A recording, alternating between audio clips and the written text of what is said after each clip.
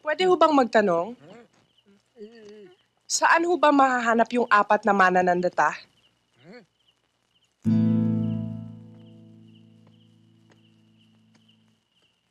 Django?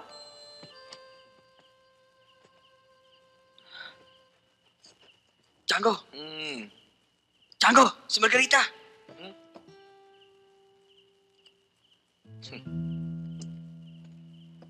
Huwag niyo nang itago ang mukha niyo.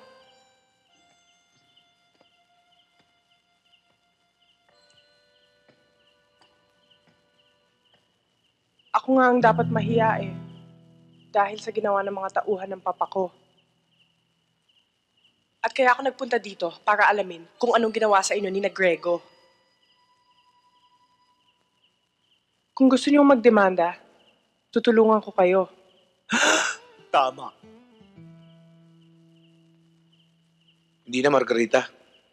Sa katayuan ng ama mong si Mayor Ambrosio, sa palagay ko hindi namin kayang bumangga sa kanya.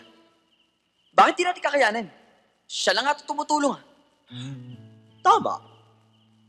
Posibleng iniisip nyo eh.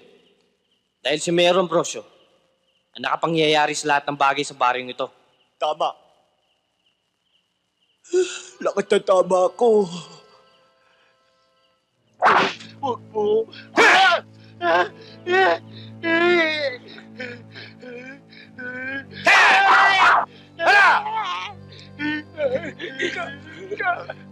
Maawa na po kayo. Maawa na po kayo. Hindi lang yan. Isang agupit, kada 5 minuto. Kapag hindi nyo nilabas si Margarita, Bakit ako, anak niya, hindi sumasang-ayon sa mga ginagawa niya at nagpupumilit humanap at gumawa ng paraan para magbago siya? Kung hindi kayo kikilos ngayon, kailan pa?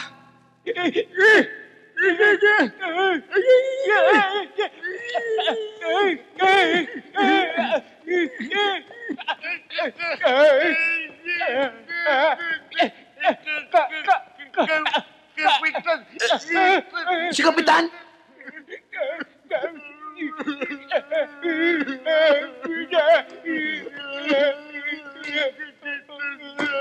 Ginulpi si Kapitan?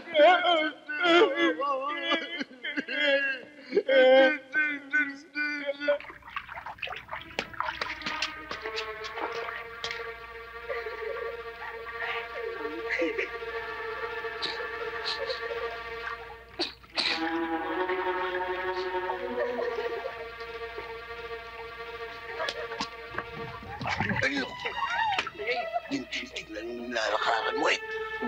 Pasensya na kayo. May tao.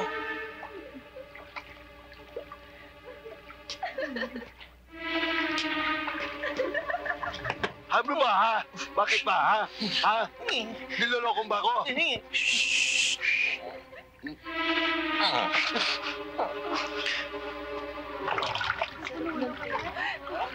Halika na tayo.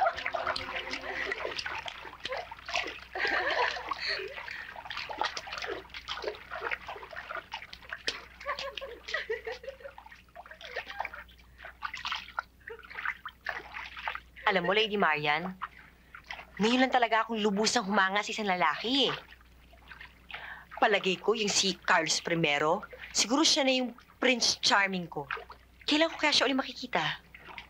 Ngayon din, Lady Diane. Makikita mo siya.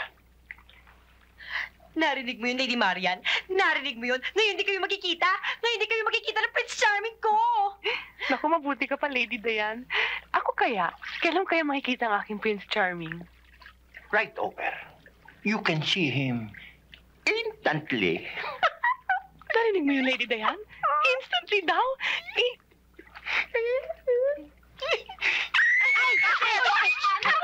Lady Marian, sandali! Lady Marian, sandali! Huwag kang maingay. Siya yung sinasabi ko sa'yo si Carlos I. Ang gwapo nga niya, no? Sino siya? Siya ang sinasabi ko sa'yo si Robin Good. Sino naman yung isang yun? Siya si Padre Damaso. O kayo, ba't ganyan kayo makatingin sa amin? Pari pa naman kayo. Kasi pinagdarasal ko kayo para huwag kayong malunod.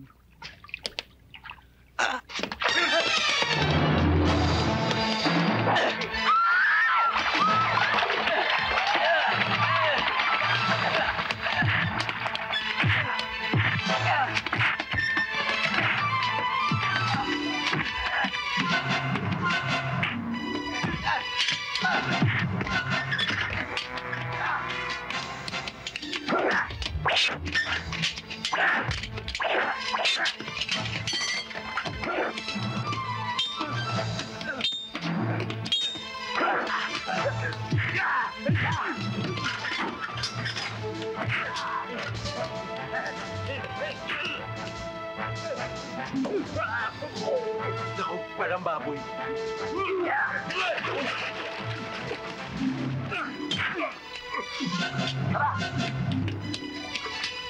Dito!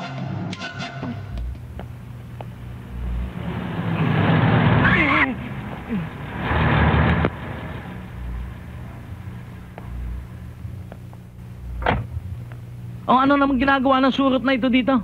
Kung ako'y surot, ako ang surot na magbibigay perwisyo sa... Aba, napakabastos mo magsalita Wala kang kagalang-galang Hindi mo ba alam na ako ang presidente ng kolehiyo ninyo? Eh, ano ba pangalan nyo? Felix, di kagalang-galang. Kita nyo na? Pangalan nyo pa lang, hindi na dapat irespeto eh. Tingnan mo na nga, talagang bastos ka, no? Bakit narito ka? Ako ang magiging escort ni Miss Kay sa Jazz Prom. Escort? Hindi mo ba alam na bawal sa isang estudyante ang makitungo sa isang faculty member? Hindi. Pues, ngayon, alam mo na. That's why I'm telling you right now, get out of here!